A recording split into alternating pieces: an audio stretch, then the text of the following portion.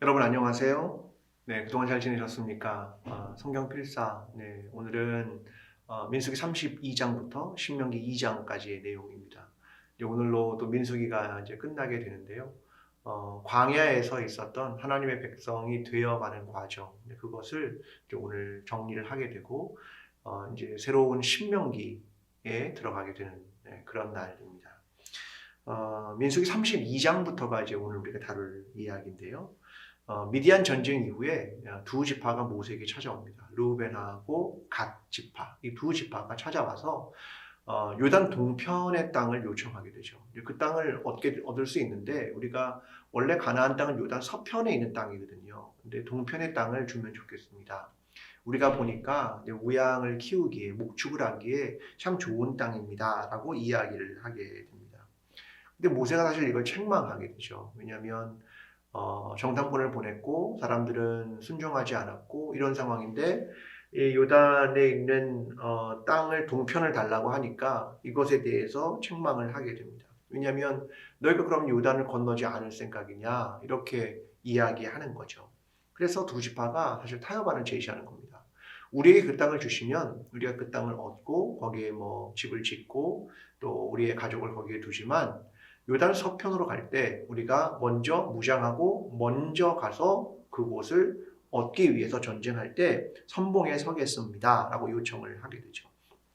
그때 모세가 만약 그 타협안을 하지 않으면 너희가 약속한 이 동편을 주지 않겠다. 이거 무효다라고 이야기를 하게 되는 부분입니다. 그 이후에 그 땅을 이제 허락을 하게 되고 므낫세 지파는 또 개별적으로 그 땅을 가서 점령을 하게 되고 그래서 결국 두 지파 반이 요단 동편을 얻게 됩니다. 사실 이 내용은 계획의 변경이라고도 할 수 있죠. 하나님께서 허락하신 요단의 서편이 아니라 동편을 얻게 되는 일이 생기게 됩니다. 근데 하나님은 이것을 본격적으로 허락하시는 걸 어떻게 알 수 있냐면 이후에 도피성을 만들게 될 때 요단 서편에 3개, 동편에 3개 이렇게 6개를 두거든요. 저는 이런 이야기를 보면서 하나님은 어떤 고정된 하나님이 아니라 사람들의 이야기에 굉장히 귀를 기울이시는 하나님이다라는 것들을 발견하게 됩니다. 사실 중요한 건 하나님이 하나님의 백성의 소리에 귀를 기울이신다라는 것과 함께 우리가 하나님의 말씀에 귀를 기울이는 이것이 함께 이루어지는 참 소중한 관계들이 이루어져야 하는 것은 아닌가 이런 생각을 해보게 되었습니다. 자, 민수기 33장으로 가면 이스라엘 광야에서 40년이라는 굉장히 긴 여정에 대한 이야기가 등장하고요. 거기에 대한 지명들이 아주 구체적으로 등장을 하고 있습니다. 이제 세어보면 41회 이동을 한 내용이 거기에 기록된 겁니다. 근데 그 지명들이 오늘날의 지명이 아니기 때문에 정확히 어디에 멈춰 섰는지 그것을 다 알 수는 없습니다. 예를 들면 홍해를 건넜는데 학자들마다 이스라엘이 홍해를 건넌 부분이 요 지역이다라고 하는 내용들이 좀 다릅니다. 그러니까 과거에 있었던 지명들이기 때문에 정확히 어디 있었는지는 모르게 되는 거죠. 그러나 하나님께서 이끄셨고 그들은 거기에서 진을 쳤고 이게 어떻게 이동했는가를 보여주는 그런 내용입니다.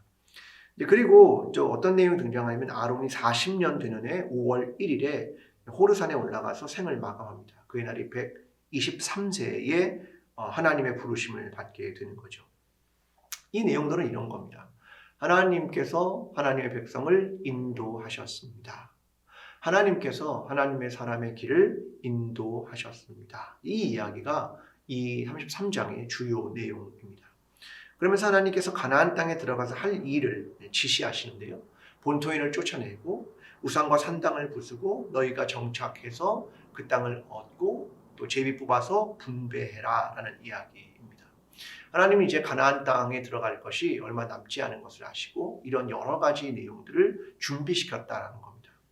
원래 이 내용은 하나님께서 아브라함에게 약속하셨던 내용이 이제 성취되고 있는 것이 목전까지 왔기 때문에 그렇습니다.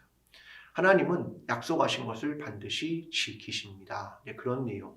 그리고 하나님의 백성이 그 길을 따라갈 때 결국 하나님의 백성이 되어가고 약속을 얻게 됩니다. 라는 거죠. 그러면서 중요한 얘기를 하나 해줍니다. 너희가 만일 거기에 있는 본토인들 가나안 백성을 남겨두면 눈의 가시와 옆구리에 찌르는 것이 될 것이다. 굉장히 의미심장한 말을 하게 됩니다.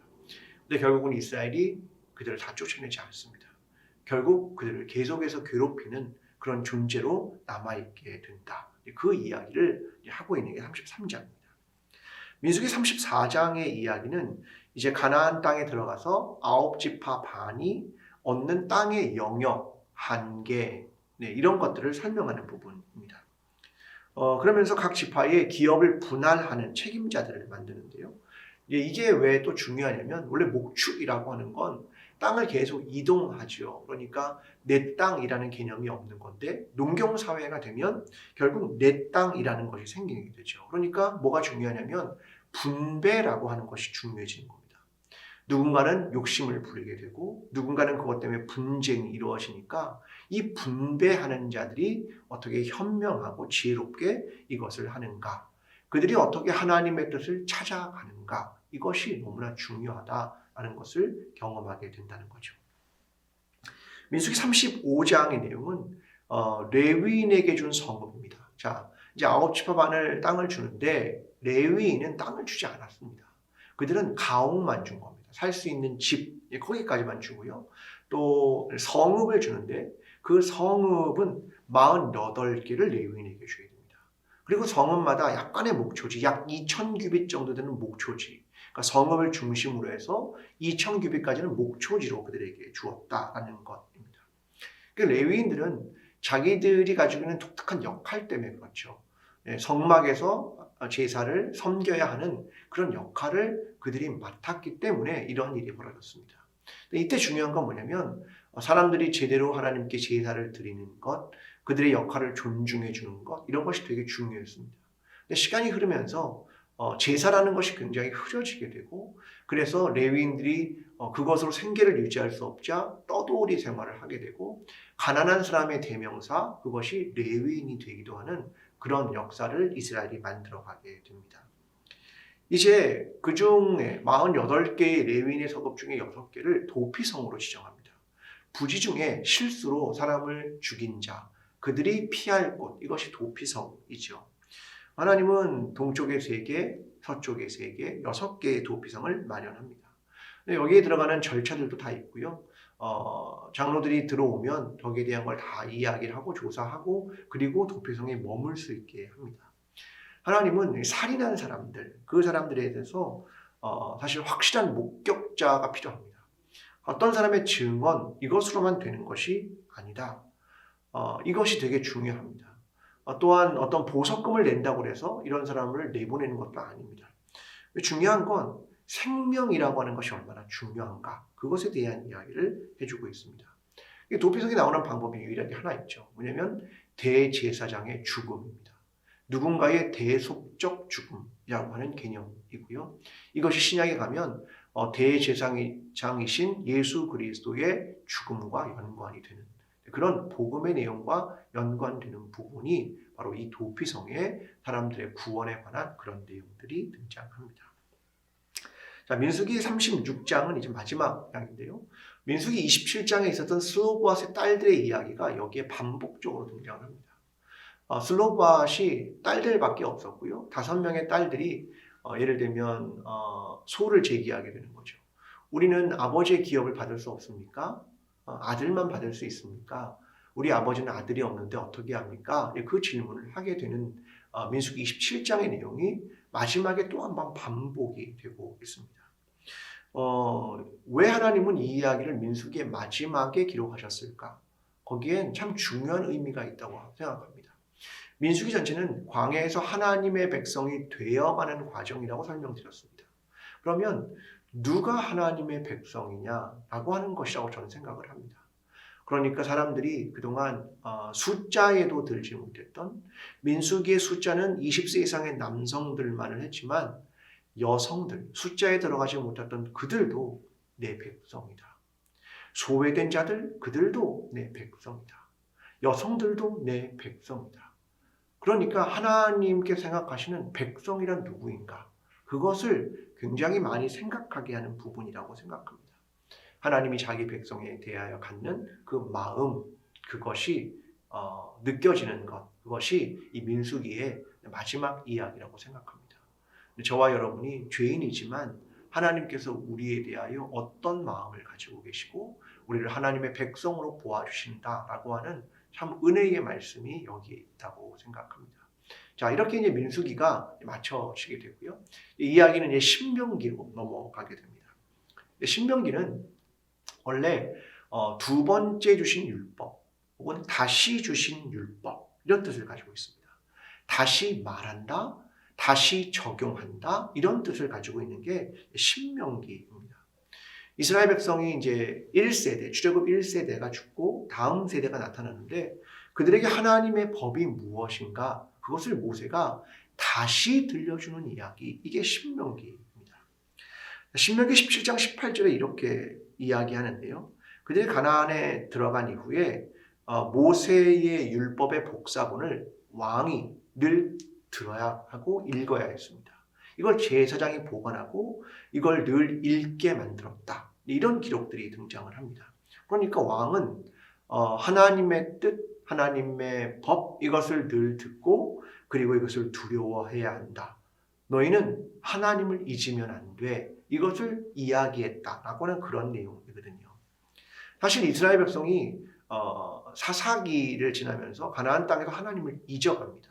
그러다가 이제 왕정 시대로 들어가고 히스기야가 종교 개혁을 하게 되죠. 그때 모세의 신명기를 모으는 그 문서화 작업을 시작을 합니다. 사실 남왕국이 있는데 북왕국이 먼저 멸망을 하게 되죠. 그러면서 남왕국이 생각을 한 거죠. 과연 하나님의 백성의 정체성은 무엇일까? 이걸 히스기야가 고민하게 된 겁니다. 그리고 이후에 요시야 때에 다시 성전에서 율법책을 수리하다가 발견하게 되죠. 그러면 또다시 종교개혁이 일어나고요. 그러니까 계속 하나는 퇴보하다가 다시 종교개혁을 하게 되고 이런 것들이 반복되게 되는 겁니다. 이스라엘은요, 결국 바벨론에 의해서 나라를 잃어버립니다.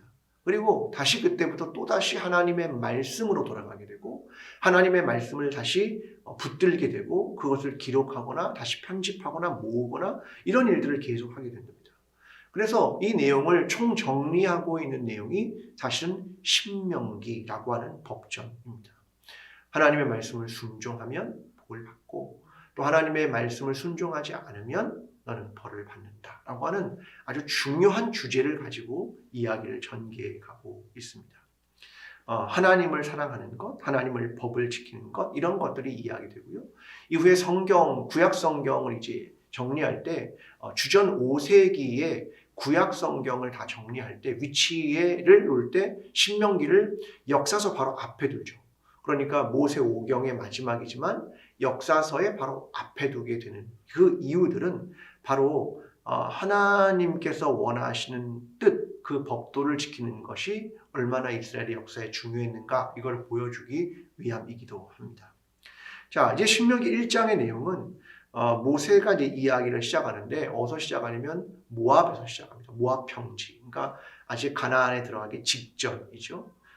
출애굽한 지 40년 11월 1일 그들이 이제 이야기가 시작되는 겁니다. 광야를 거의 마치는 때죠. 새로운 세대가 하나님의 법 그것이 필요한 시점에 그들은 이야기가 시작이 되는 겁니다. 근데 그 이야기는 앞에 출애굽 이야기를 들려주지 않고요. 호렙산, 시내산의 하나님의 법 그것을 말하는 시점으로부터 이야기가 출발되고 있습니다.